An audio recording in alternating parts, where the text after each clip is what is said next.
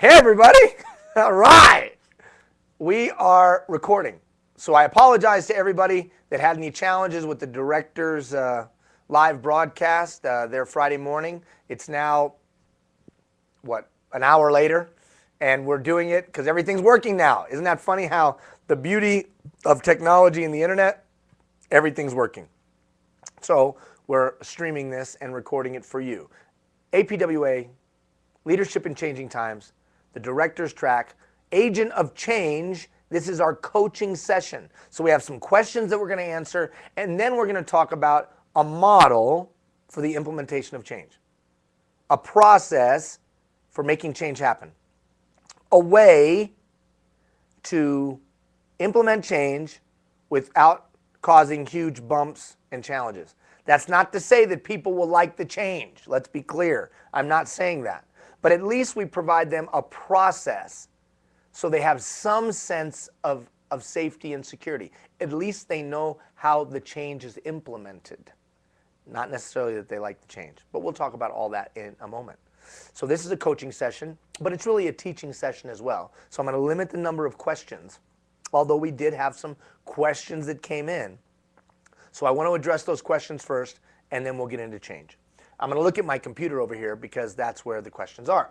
Okay, it says, please elaborate on management skills and leadership. How are they alike? How are they different? So this is an ongoing dialogue and argument between, over the last few years, it's been, don't be a manager like it's some kind of pocket protector frame. What do they call them? Horn frame glasses. That's a manager. And don't be like him or don't be like her because that's bad. You want to be a leader. Leaders lead, and leaders are you got to lead. No more management, you got to lead. Well, you know what? I don't necessarily take that approach. I don't take that approach because the skill sets for those two things, I think, are both necessary. So I do think, the person that asked the question, I do think that those are different. Leading and managing are different. I don't believe either one should be disparaged because I think both are necessary. There are some unique individuals that equally retain both competencies. And then there's others that lean a little bit one way, a little bit the other. But I think you need both to be effective. To really unpack this question, I need to take a little historical journey with you. Ian, it's always history with you. Well, nothing new under the sun, the old proverb says. When did the private sector really take off? When did we really be able to do some phenomenal things in commerce and some phenomenal things in business and the like? Well, I would suggest to you when management skills got sophisticated. At the turn of the century and prior to that, of the last century, organizations were limited in their size and scale. You didn't have worldwide organizations in the private sector. You might have a worldwide army, Jeff, but you didn't have worldwide private sector organizations like we do today. I was reading somewhere where the largest employer, non-governmental employer in the British Empire was like 400 people.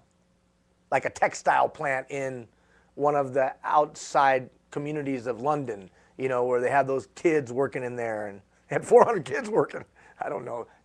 I don't know if that's true. Please don't send me an email, all of you people from London. Anyways, it was limited because the sophistication of management was low. Now, what does that mean? That's policies, that's procedures, that's systems, that's training. That stuff is management. Policies, procedures, systems, trainings, protocols, processes, management. Leadership, vision, direction, inspiration, motivation, and the like. Leadership. You got to have both, in my opinion. And as we move forward in this program, you will see you get a dose of both. Because the management tools back up the leadership. You ever been led by a guy that was all vision? He's just all vision. Or a gal that's just all vision. We got this big ideas, big ideas, big ideas, big ideas. But if you don't have processes and systems and then policies and procedures to bring all of that to the ground and make it a reality so it can be implemented and then it can be consistent and then it can be accountable, then all of that vision doesn't make any difference.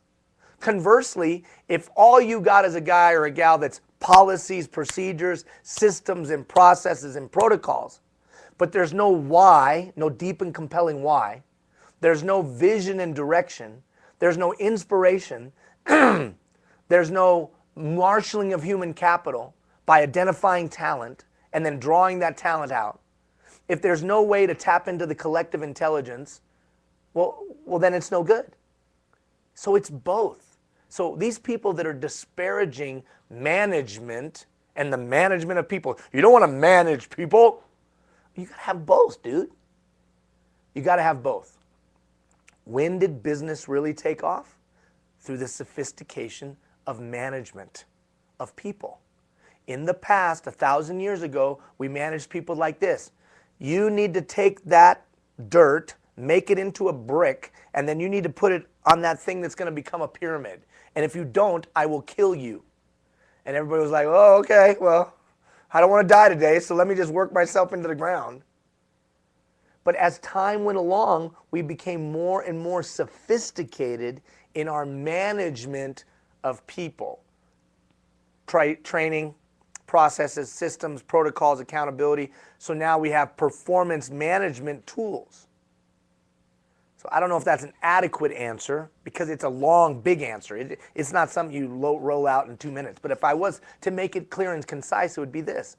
Leadership is about marshaling human capital. Getting a bunch of different people from a bunch of different backgrounds, a bunch of different talents, experience, and interest, and moving them towards a common goal. That's leadership.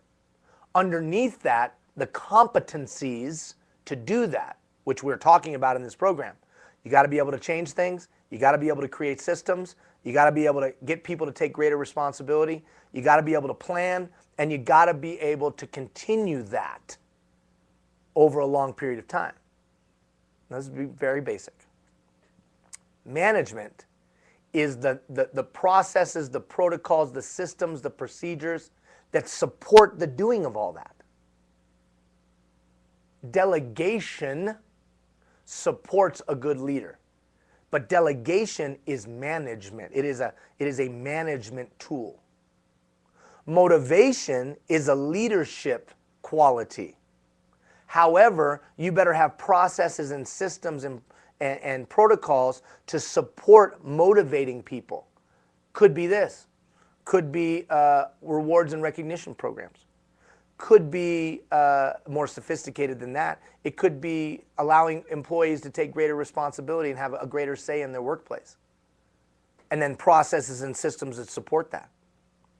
So management skills support leadership competency. Management action, the actions of managing, support leadership vision. So it's both. It's both. You have to be both. The guy or the gal that has the ability to exhibit leadership and support it with management, awesome, in my opinion. Was that adequate answer, Jeff, you think? Okay. Then, next question is, what skills or talents would be the most effective and important in a person moving into a leadership role? This might be a promotion, new job, etc. Well, the first thing, okay, you're asking a very specific question that would take like 4 years to answer. No, it would take like 2 days because there's a lot to that question. But I think what I hear you saying is, if a person is entering into a new job, what do they need? So I'm going to answer that by telling you what I would do.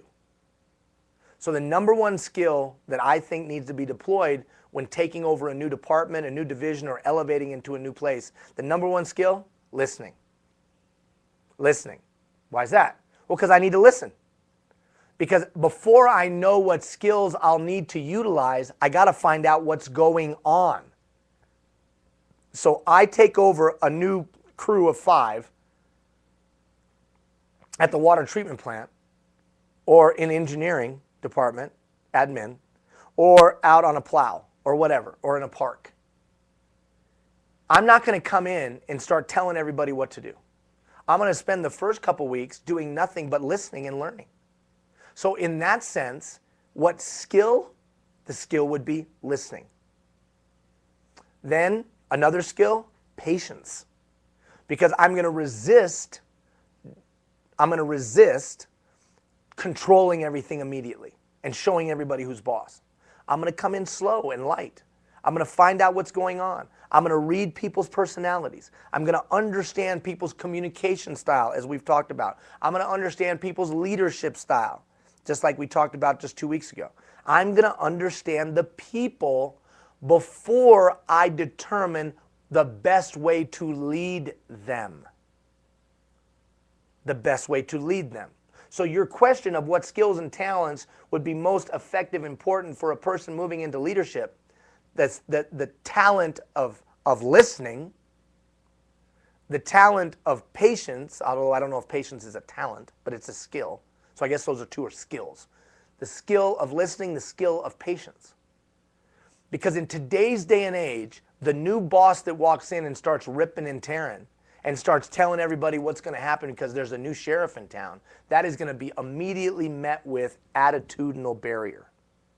That is going to be immediately met with pushback. Once you go through that initial listening and understanding phase, then you can assert your new leadership approach.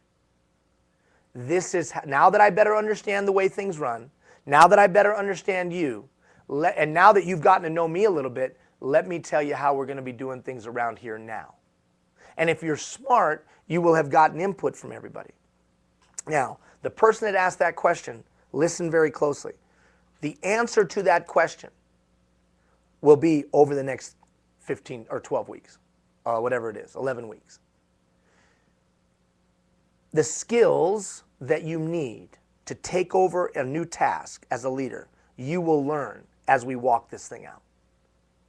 But in its essence, it's about listening.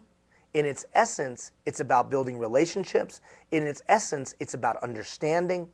Because once I've listened, once I've built relationships, and once I understand, now I can give my input into what we should be doing. And in the listening, and in the relationships, and in the understanding, I've gained feedback and information from the employees. They've helped me to better understand.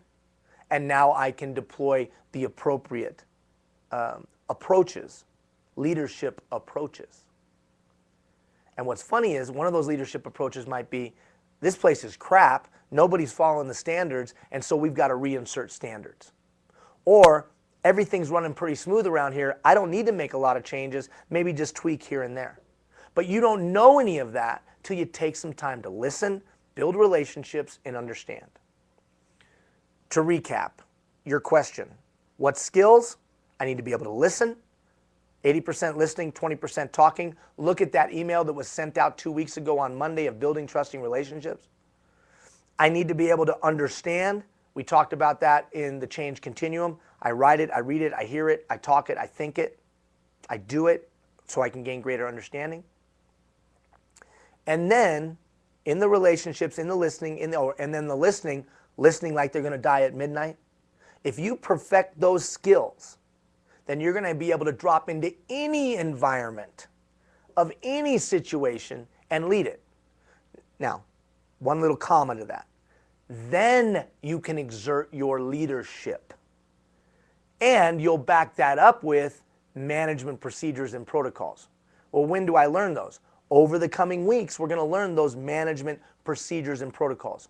So we're talking leadership, but we don't lose those management pieces. How do I motivate a human being? How do I coach poor performance? How do I delegate? How do I gather thoughts, ideas, and concerns? Those are all management tools that support my leadership competencies. Okay. Did I adequately answer that, Jeff? I always check with Jeff because Jeff is really good at letting me know that, hey, you didn't answer that or you did answer that. Excuse me, caramel macchiato time, just a moment. It's been a very stressful morning. Well, the thing didn't work. And so I just started punching people. No, I didn't. Because that's leadership. What's wrong with you people? No, that's not true. All right.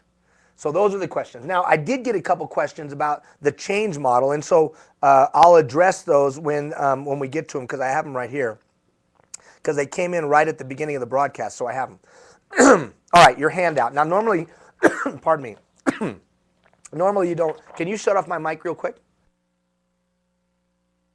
Okay, I'm ready. All right, we're good? Normally, you don't have a handout in a coaching session, but since we're teaching, you have a handout. So notice that first little diagram. The traditional model, when it came to leadership, marshaling human capital, getting a bunch of different people from a bunch of different backgrounds, talents, experience, and interest, and moving them towards a common goal, leadership. And then the ways that you do that is management skills, right? Traditionally, it was like this, right? You've all gone to that seminar. It's the pyramid. It's the pyramid. And the pyramid, the people at the top, the workers at the bottom, poop flows downhill. That was the traditional model of leadership, management, whatever the heck, organizational structure. Then you had a bunch of enlightened people who came along, and you've probably gone to this workshop, and they inverted the pyramid. The employees are the most important. We need to treat them like that. They interact with citizens. They interact with our stakeholders. And so management's role or leadership's role is to support all of them in an inverted pyramid approach, where we turn the whole thing upside down, and our job as leaders is to support others. You could call that servant leadership. You could call that a lot of things, but that was supposed to be the enlightened leader or manager of today. Well, what's your take on that, Ian? Well, I think both of them are passé. I think both the traditional pyramid is no longer applicable, and I even think the inverted pyramid, as enlightened as people want to say that it is no longer applicable as well. Why? Because we're in changing times. Why? Because the world went schwang. Why? Because the whole mentality of a hierarchy of any kind is gone. I didn't say that those structures are gone, because in a governmental environment, those structures will always be in place. But attitudinally, people are no longer impressed with titles. Attitudinally, people don't see high or lower. People see peer to peer. And whether it's technology or what, I mean, who knows why, but people aren't, it's more network than it is hierarchy. So what's applicable today? Well, I would say it's more on one plane. It's not this and it's not that. It's a singular plane, as you can see in the diagram. And my ability to lead and get people to do what I want them to do is based on how much space I occupy on that continuum. And I would say that continuum and the space I occupy is 100% based on trust. How much people trust me is the degree that they will allow me to dictate their actions. How much people trust me will dictate how much they will allow me to tell them what to do. How much people trust me will dictate how much they allow me to direct their actions on a daily basis. What? I'm telling you. That doesn't mean that people won't work. They'll work. And that doesn't mean that some of your employees won't do an excellent job, because they would do an excellent job no matter who was leading them. But the vast majority of people, if I want them to give me everything they have every day without me hovering over them, that will directly come from how much they trust me and how much they trust the organization. As trust goes down, performance goes down. As trust goes up, performance goes up. And that's why we have to do everything we can not to violate trust. Because in today's day and age, the pyramid's no longer applicable. The inverted pyramid is no longer applicable. It's a pretty flat plane, and it's all about trust. Now, the dilemma with that is there are some changes that occur in changing times that we have no control over. A commission meets and says the budget sucks and we're freezing all wages. Well, all that trust just went, oh. A bunch of people meet, they make a decision, they cut a bunch of stuff, we lay a bunch of people off, trust goes whoop. There's conflict between third-party representation and management, and trust goes whoop. Somebody gets promoted who everybody thinks shouldn't have, and trust goes whoop. So now all of a sudden, trust, which is in today's day and age what leads to performance excellence, an environment of trust, people are more willing to give their all. When trust is going whoop, we got some challenges. So we can bemoan that, we can argue about that, we can do all we want about that, or we can say, could we create a change process? Because we know change is going to happen. We don't know what the changes are necessarily, but we know change is going to happen. So would it be in our best interest to create a process for the implementation of change that would engender trust? Not that they will like the change, but that the change process, the process of change itself, they can trust. They can predict how that rolls. The idea being, in my opinion, that whatever degree of self-determination that I can provide a human being gives them a greater sense of control. When people feel like they have no control, then they feel like they're having things done to them. When people have some degree of control and they feel like they're, to some degree or another, a part of the process, then they feel like they're a participant. In today's day and age, most 21st century citizens are not excited about things being done to them. Would you agree with that, Jeff? They are not excited about things being done to them. So we have to create a change process that gives them some sense of self-determination, to whatever small degree it may be.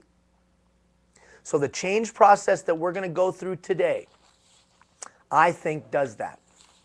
Look, change is inevitable. And in many of your departments, rapid change is inevitable. And that's not going to change, that's not going to adjust, and that's not going to go away anytime in the near future. We're going to be change agents. So I think it's incumbent upon us as executive leaders to have a process for change that we build into the culture of our organization so that we're an adaptable organization, so that we can deal with the to's and fro's of political whim. We can deal with the to's and fro's of the economy. We can deal with the to's and fro's. We don't necessarily like the to's and fro's, but we mitigate the slamming against the wall that happens to our people when those to's and fro's occur. How do we do that? By at least controlling the process to whatever degree possible of the implementation of the change. Now, let me preface this by saying this process is working off the premise that the change has been decided. Later, at another time, we're going to talk about how do you decide what to change, right? When we talk about gathering thoughts, ideas, and concerns. But for now, the change has been decided. Okay, that's the context of this. People far away told you you're changing, or the decision was made internally. It doesn't matter. We are changing. Now, as an agent of change, I have a process for the implementation thereof. And as you saw on the last page, I think you have a moral obligation to have a process, a sound, tried, and true process for the implementation of change. Moral obligation, that's pretty heavy, Ian. Yeah, we're leaders. And if we know our people are going to be slammed up against the wall, figuratively speaking, then we want to do everything we can to mitigate the slam and hopefully cushion it by training our people and creating a culture where implementation of change is understood, where implementation of change is a pattern, where implementation of change becomes who we are. We know how to change. That gives a sense of safety and security in changing times. I didn't say they would like the change, but at least they can say to themselves, I don't like it, but I know the pattern. I know the process we follow in the implementation. All right, let's jump into it. Let me get on the right page, sorry. Vision always drives change. Vision always drives change. People understand the rationale behind the vision. They will accept the change even if they don't necessarily support the change. In other words, if you can explain the why, here's why we're changing. Hell, Ian, I don't even know why. Well, then you better figure it out. You better be able to explain to people why we're changing. Well, because the commissioners decided. Because the council decided. Because the city manager. Because the deputy city manager. Well, I don't know. But you have to be able to explain to people. You can't do this today. Just shut up. We're changing. Stop complaining. We're changing. Keep your mouth shut. We're changing. It's not going to do any good to argue anyways. We're changing. Now, I'm not advocating a long dialogue. I'm just saying, once the decision to change has been made, you better be able to explain to people the change. That's why we talked about in Agent of Change, outcome-based thinkers. Being able to explain the outcome before you begin. This is what we hope to achieve by changing. Well, I don't like that. But at least you have a point to change. You have a point for changing. I don't agree. But at least I understand where the destination is. So you don't necessarily, that doesn't necessarily mean they're going to support the change, but at least they understand the why. The greater the extent to which the vision is shared and fully supported, the easier it is to create an environment which seeks to forward into the future. Now, not today, but when we talk about being a catalyst for responsibility, we'll talk about some of the skills of gaining buy-in. How do you gain buy-in? We will talk about that. But for today, you've got to be able to explain this is why we're changing. Vision always drives change. From now on, don't try to implement a change unless you can explain. And to the extent or degree that you can show the relevance, the impact, and what the result will be in terms of quality, the greater buy-in you'll get. If I can explain the relevance of the change, if I can explain the positive impact of the change or the negative consequences of not changing, or if I can explain the quality of the change, how it will positively impact quality of my work, of my experience, of my whatever. If I can do that, then there's a greater likelihood that people will buy in. I didn't guarantee it, but there'll be a greater likelihood. So those are the three questions you always want to ask. Can we explain the relevance? Can we explain how it will be of quality? Can we explain the positive impact? And if you can't, I would stop. Because you can almost guarantee people are not going to be happy. Not only are they not going to be happy about the change, but they're going to think you're just changing to change, and that's going to really piss them off. Vision drives change. Now for me, I think, because I'm going back to that trust piece, I think the implementation of change, to whatever degree possible, should be done through a change team, especially if it's a big change. Because I, as the big boss, the executive leader, may not have credibility with all stakeholders. I didn't say they won't do what I say, I'm the big boss.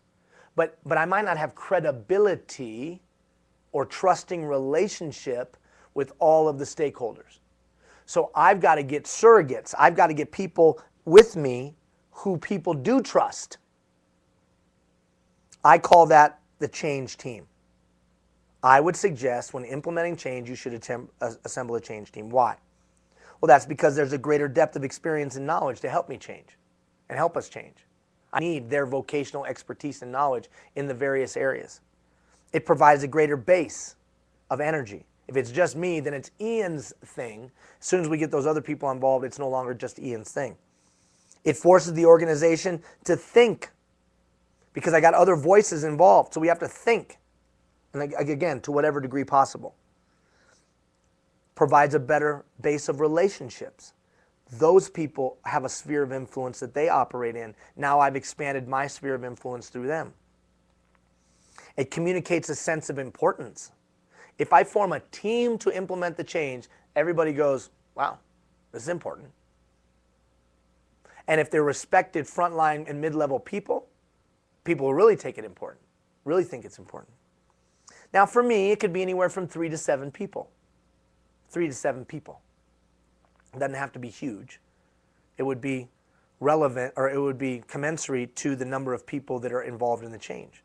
More people involved in the change, a little bit larger of your change team. Now, Ian, okay, I get that. I understand forming a team, but how would we form the team? Well, before we can talk about how to form the team, let's talk about people's reaction to change. Now, I talked to your frontline employees about this last week. I asked them how they react to change. I would suggest to you there's 5 reactions to change.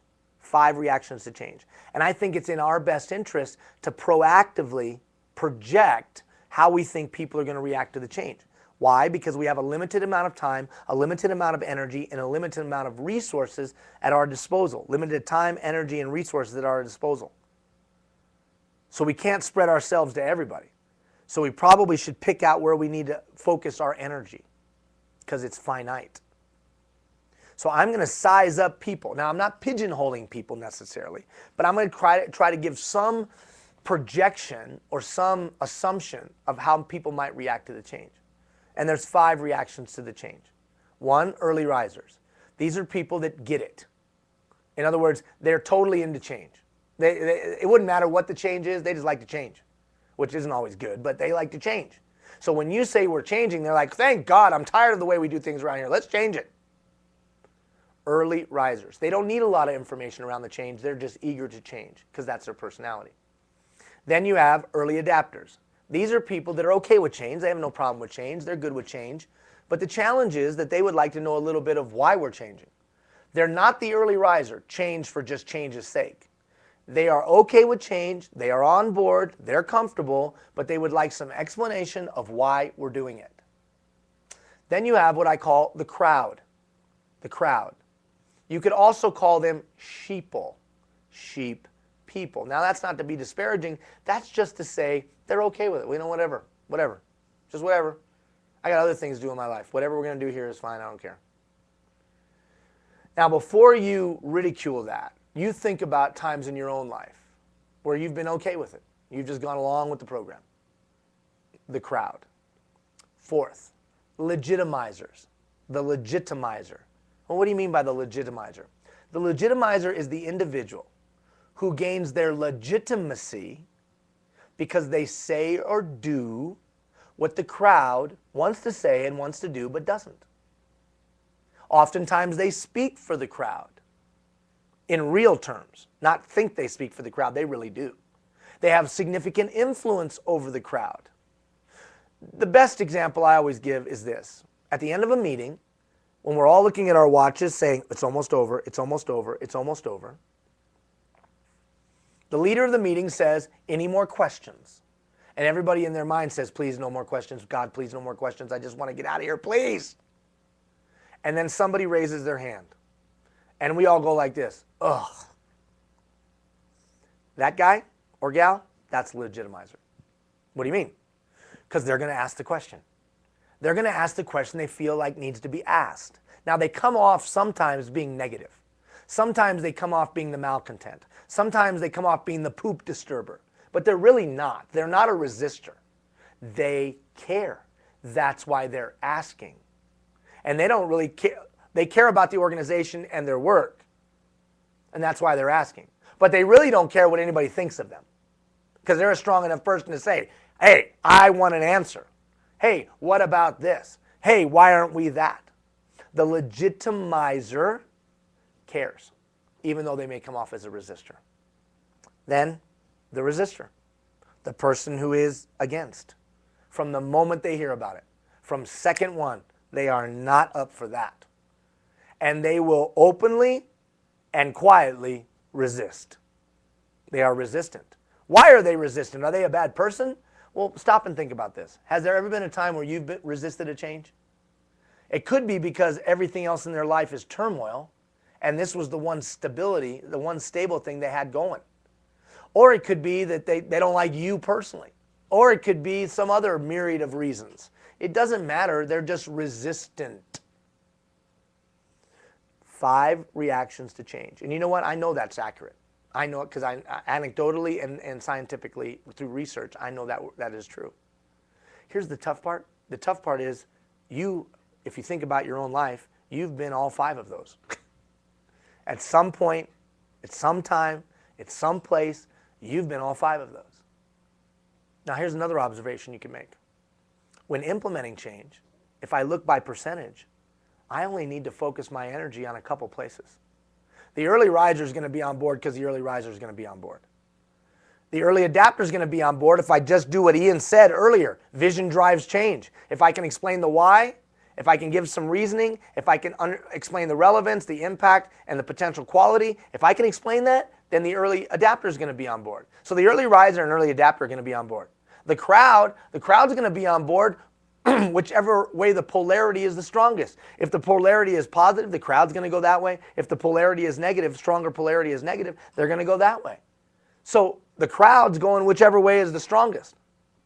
The legitimizer, if I can answer their questions, if I can build trust with them, they're probably going to be on board. And the resistor wasn't going to be on board anyways. It is completely unrealistic to think that 100% of the people are going to be on board with the change. That's unrealistic. So don't even try for it. You're just looking for the critical mass. And in the coming steps, I'll show you how you can get that critical mass.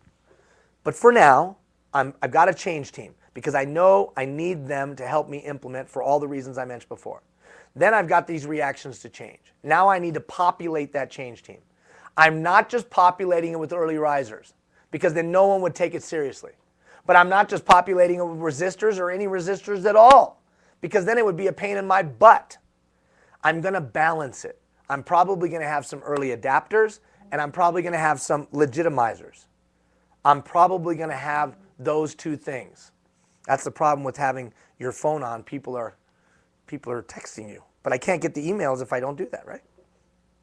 So the change team has to be adequately balanced, but I'm probably leaning towards early adapters, heavy, some crowd, and a sprinkling of legitimizer to make it a legitimate team. Not that I've just got a bunch of sycophants and yes people, yes men and yes women around me.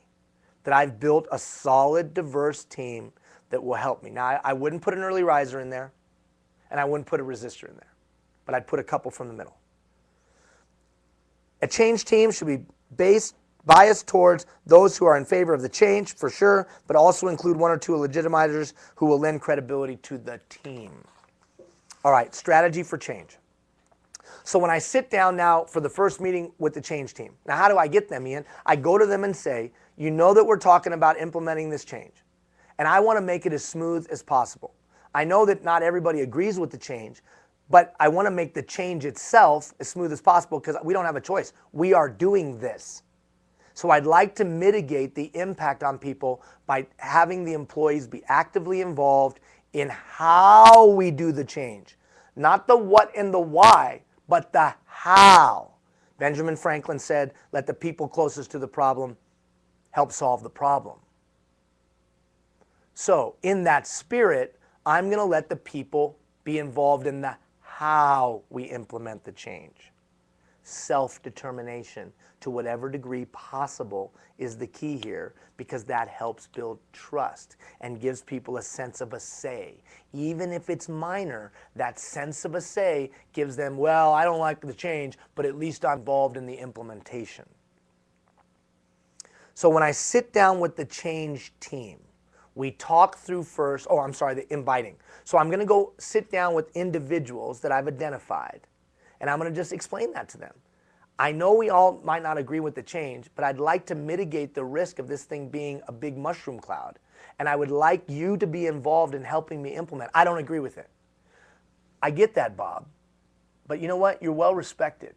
And the change isn't an option. This thing is changing. It's happening. So let's do everything we can in the how to make it as easy on everybody as possible. Most reasonable people will say, you got a point. It's inevitable. Let's make it as smooth as we can. So now you've assembled that group. And what are you talking to them about? Well, you're going to clarify for them a couple of things. You're going to clarify for them the timetable for the change. Is this like tomorrow or is this like a year? You're going to talk through with them the degree to which we're going to let people be involved in the how that we're changing. And you're going to talk to them about previous organizational change and what they've seen so that we don't make those same mistakes. So you're going to clarify the why. Here's why we're changing. Here's what we hope to accomplish. You're going to clarify for them the timetable for the change. You're going to clarify for them the degree to which people are going to be involved in the change. And you're going to talk with them about what they have observed in previous changes so we don't make those same mistakes. And then you're going to say to the change team, all right, what do you think we need to do to implement this change? And you're going to have 2 columns. Column 1, what are all the action steps that you guys who are out there think we're going to have to take to implement this change? What do you think we're going to need to do? Well, we're going to need to do this, we're going to need to do that, we're going to need to do this, we're going to need to do that, and we got to be careful of this, and we got to be careful of that, and it's going to change this, and it's going to mess up that, and just make the list of all the things that would need to happen for that change to be successful. And then you're going to put corresponding timeline to that. And sometimes you're going to have to remind them, oh, we don't have that long. Remember, I told you the time frame for the change. We don't have that long. Well, I guess if we had to do it in a compressed fashion, it would take this long. Ian, this isn't realistic. People aren't going to do that. Trust me, people will do it because they don't want to get slammed against the wall. And they have at least some input in how we implement. And you want their input because they have operational and vocational knowledge. So you created the framework. Here's the time frame, here's the degree to which people are going to be involved, and here's our past experience. Now you guys tell me, based on that, you tell me the things we need to do and the time frame that we need to do it in based on the framework I gave you. And then you just record all that. And we're going to call that our task list and our timeline. We got our task list and our timeline. We've taken some experts, we've gotten their input, and we've helped them create, we've facilitated the creation of an implementation of the change. But we're not done there. Then we're going to go and look to implement. We're going to look to implement. But before we implement, we're going to take that task list and that timeline and we're going to push it out to the stakeholders that are involved in the change. Oh, Ian, we don't have time. Have you ever cleaned up a messy change? Seriously. Have you ever been involved in a messy change where trust is violated and it's a wreck and it kind of stumbles and falls and it could be years. You could be cleaning that residue up for years and sometimes that residue never leaves. So I would suggest to you, even if it's 3 days, take the time. So you take that task list that was created by your change team. You take that timeline that was created by your change team and you push it out to the stakeholders. Now maybe you push it out via email if that's the conduit of communication. Maybe you push it out through meetings if that's the conduit of communication. And when you push it out, what you're saying to everyone is, not what do you think of the list, but what needs to be added or what did we not take into account in the list. Not do you like the list, but here's the list of what the change team came up with. Do you have additions or subtractions? Is there anything we're missing? Is there anything that you would say is not accurate or not realistic? We're letting you have input in how we're doing this, stakeholders who will be doing this with us. Remember, we're shifting from we're doing this to you to we're all doing this together. And this is the practical, the management of the process, as opposed to the leadership. Here's why we're doing it, the vision and the direction. Then we bring it to the ground. The process manages the implementation of the change to mitigate the risk. So we take our task list, we take our timeline, we push it out to the stakeholders and we say, all right, give us your input. Now, here's the funny thing that occurs. Let's say there's individuals that refuse to give input, they won't give input. And then the change gets implemented and they see, I knew this wouldn't work. I knew that blank and blank would happen. And then you can very effectively look at them and say, then why didn't you say anything? You chose to let us all have challenges and difficulties and stress because you knowingly held back information. How do you think that will play with everyone else? Not well. Because it's reasonable for you as a leader. I don't care how big your third-party representation book is. It's reasonable for you as a leader to look at someone and say, we have to implement this change. That's not up for discussion. And so we'd like your input to make the transition as smooth as possible. And then that person after the transition says, I knew this wouldn't work. I knew that blank and blank would happen. Well, why didn't you tell us? I gave you an opportunity to tell us, which means you knowingly held back information to sabotage the change. Not good. Not acceptable, right? How long would you allow that? Never, right? I mean, once it's done once, no more. So by pushing out the action steps, the task list, and the timeline, I'm allowing everybody to have input, because now it's gone from my idea to the change team's idea to all of our idea. Not the change, but its implementation. I've given everybody an opportunity, even if the opportunity was just one meeting and one day. I've given everybody, to some degree, an opportunity to give their opinion or their insight or vocational knowledge on how the change will go smoothly. Now what do I have? I probably have a pretty sound task list, and I probably have a pretty sound timeline that all stakeholders have given information or input on, or at least they had the opportunity. No one can say I didn't give them an opportunity to give their opinion or their insight or vocational knowledge. Once we have that in place, now we implement. Now we go implement. We go follow the task list and we go follow the timelines. It's pretty simple. And I can, as a leader, have sound, at least comfortable assurance that it's probably pretty accurate, because I got a lot of people to look at it. And I got a lot of input, which means I probably got greater buy-in than I would have done if I would have walked in and said, this is what we're doing, this is how we're doing it. And I probably have less, I'm not saying I have no, but I probably have less attitudinal resistance.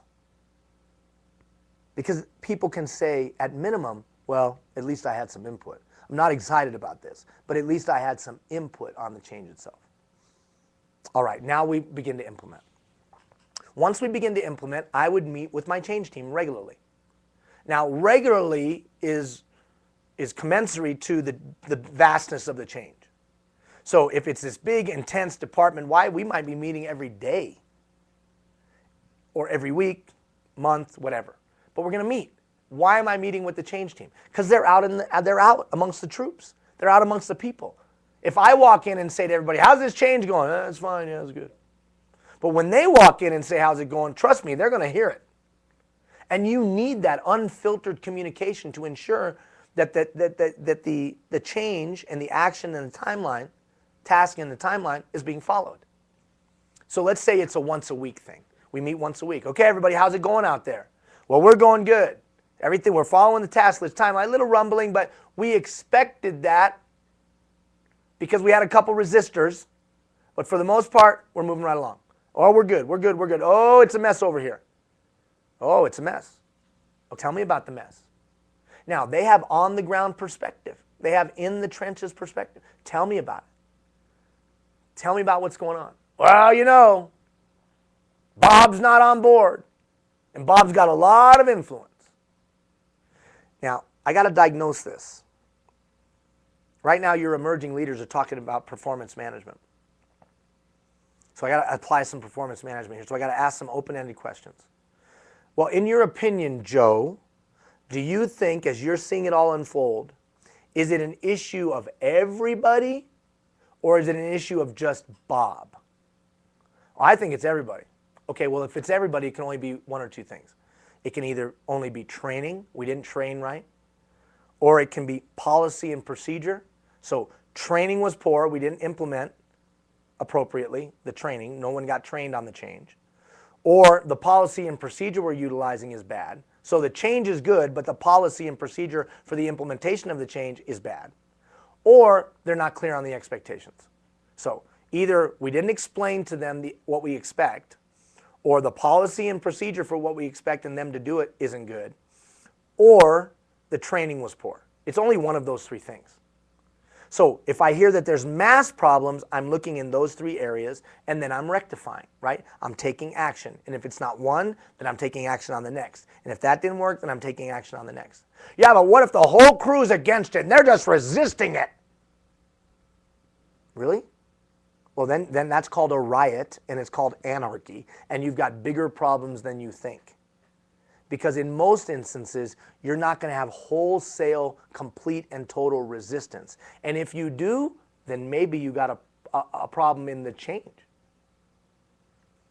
Now, don't be very, very careful to not take, I don't like the change, to be poor performance. Okay, we're talking about the performance. Are they doing the change to the expectation that you laid out and the performance standard that you want? There might be all kind of grumbling about the change, but that's different than the change happening and it to your standard. That's what I'm worried about. Because of course they're not going to like the change. They've been doing it a certain way for a long, long time, and now we're going to do it differently. They're not going to be excited about that, right? It's dressed in overalls and looks like work. So now we figure out, that's if it's the group. Let's say it's individual. It's just Bob. Bob's just upset. So now the next question I'm asking my change team member is, well, what did you think Bob was going to be before we started? And I figured Bob was going to be a resistor. Oh, okay, well then it's par for the course. Well, I thought Bob was going to be totally on board from the beginning, and he's not. Oh, well that makes my ears perk up. Because then I say to myself, maybe we do have a problem. Here's a guy that we all thought was going to be on board from the beginning, and is not on board. Either way, I need to go find out. Now, typically, we might call that person into the big boss's office and have a chat. You need to get on board, but I'm not going to do that. Why? Because if he's still resistant after I get done with that chat, where am I going to go from there? I got no fallback. So first thing I'm going to do is, and this is the power of the change team, I'm going to ask the group, who knows Bob best? Who's really close with Bob? Are any of you? Well, I am. You know, we started together out in the fleet yard, and then we kind of went our different ways, but I know him from a long time. Or I know him, his son and I play on the same, his son and my son play on the same hockey team. And we see each other all the time. Yeah, we're good friends. Or I know him because he's married to my sister. Oh, wow, that's pretty amazing. Who in the group knows Bob best? Because then we're going to go have a chat with Bob. We're going to go have a chat. Change team member to Bob, peer to peer. Bob, what's going on? Bob, what are you so pissed off about?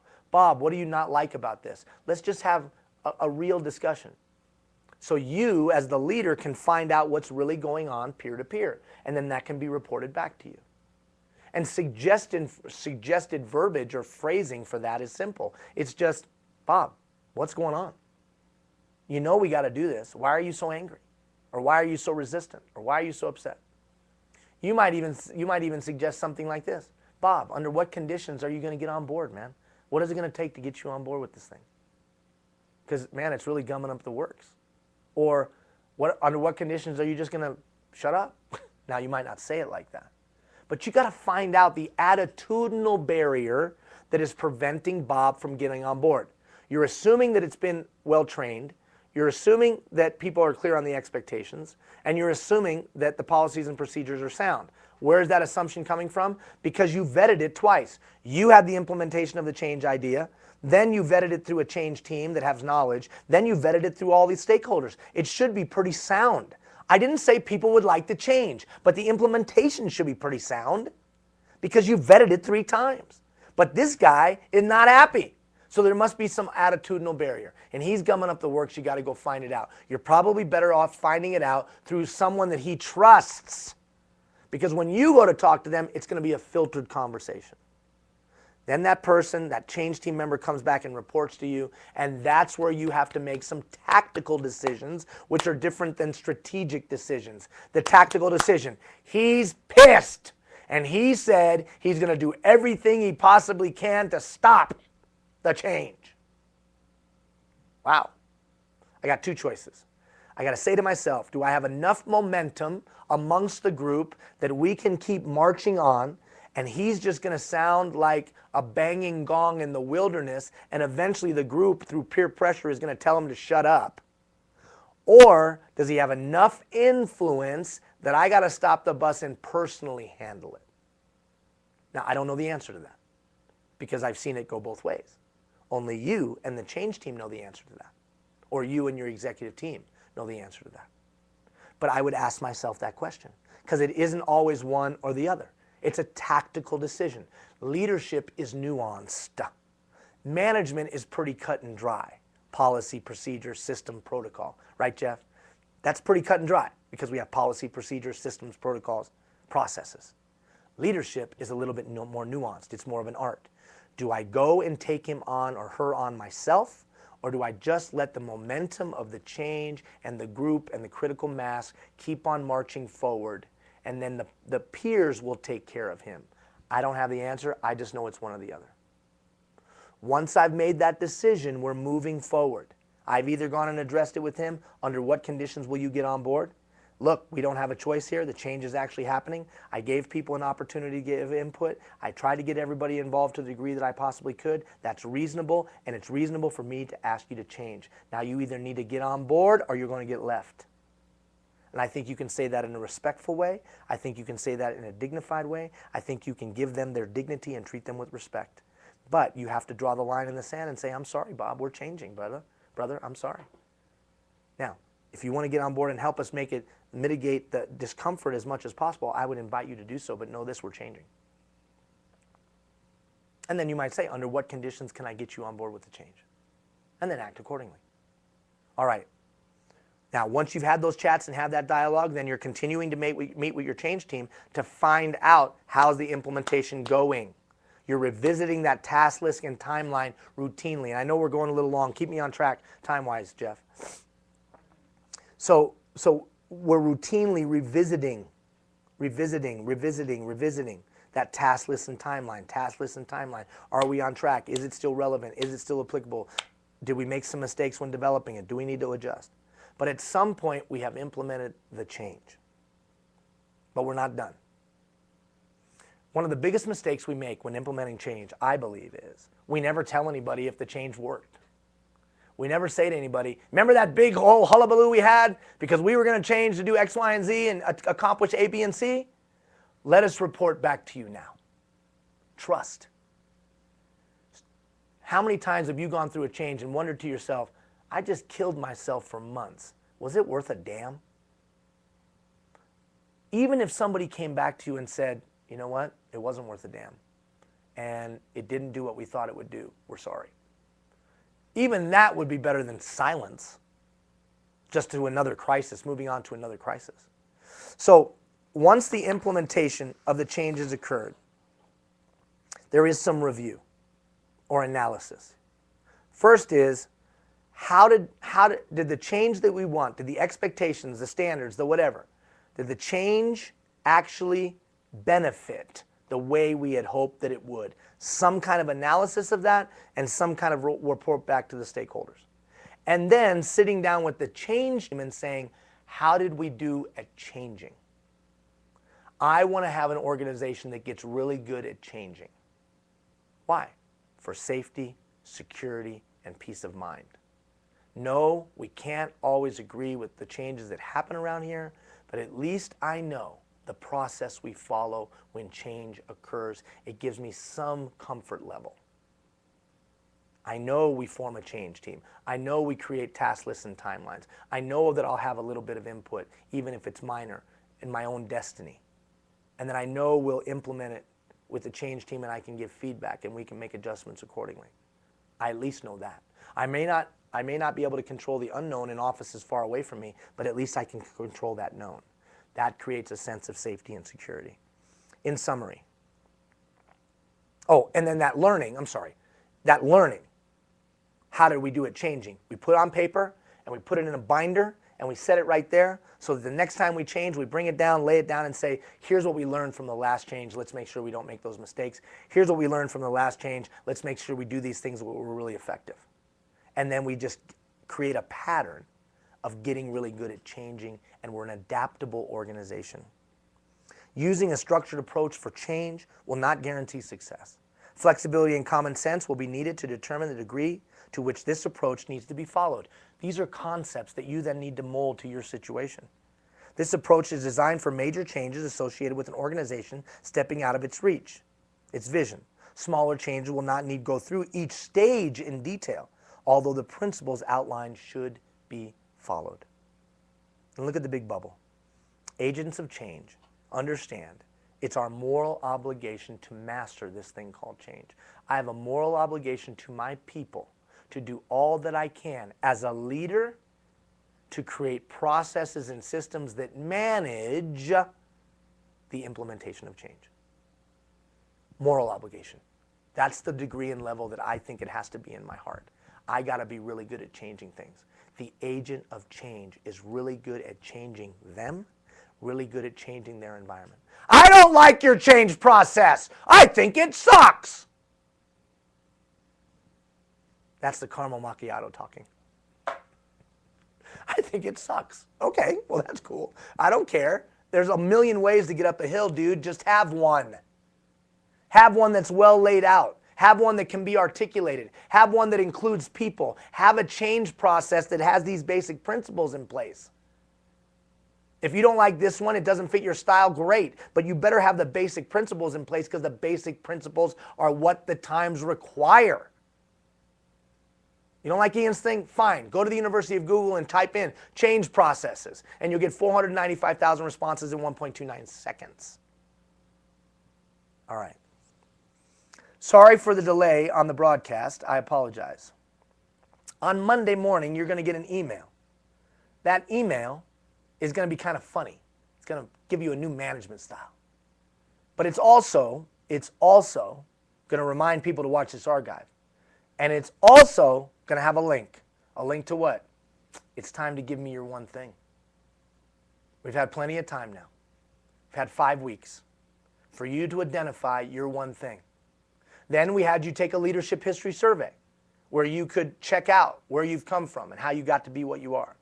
Then we had you do a survey about your style, your leadership style inventory. And then I gave you an exercise where you could ask those people around you 3 questions about your performance. You should be at a place now as an executive leader where you can tell me the one thing you're going to work on over the balance of our time together. Now, it could be more than one thing, but what's the one thing you're going to get better at? You set the pace for the rest of the organization. And for this time for us that we spend together to be effective, everybody's performance needs to improve at least one thing. That would be good stewardship of our time, our money, our energy. What's your one thing? There'll be a link. You click it, you fill it out. You'll get it back to you. I'll get it. No one else will see it but me and you. And then you and I will track that for the balance of our time. And I'll ask you regularly, how are you doing on your one thing? You're a community builder. And community builders understand the incredible impact they have as executive leaders, both inside their 4 walls and outside their 4 walls. Your department touches every citizen from cradle to grave. And in these changing times, you better know how to change. You better be able to build trusting relationships with other human beings and other people of influence to marshal human capital towards change through trusting relationship. You better be able to understand the dynamics of communication, culture, and the like, because the workplace is full of people with different backgrounds, talents, experience, and interests than yours. And you better be able to create a culture where you're adaptable and moldable, and that your organization can move quickly and nimbly by having a process for implementation of change. The agent of change understands it's no longer like this, it's no longer like that, it's a flat line, and I better be able to build trust. And then I do that by managing things like a change process, by having a procedures and protocols for the implementation of change that includes as many stakeholders as possible so it engenders self-determination, because that's how you build trust. That's a lot of words in a very short period of time. Thank you for all that you do as executive leaders. I know your job's not easy. We look forward to talking to you soon. Have a great weekend.